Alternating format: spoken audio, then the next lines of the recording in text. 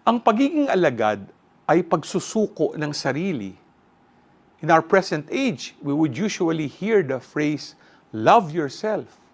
At totoo naman, kailangan mahalin ang sarili dahil regalo yan sa atin ng Diyos.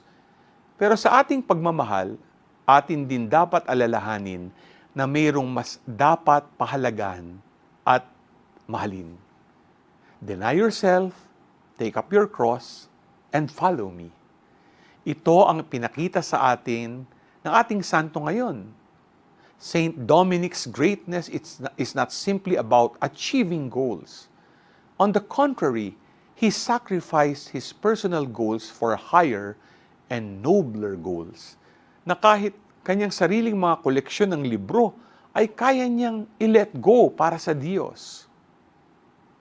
Ikaw, kaya mo ba isuko ang lahat para kay Jesus?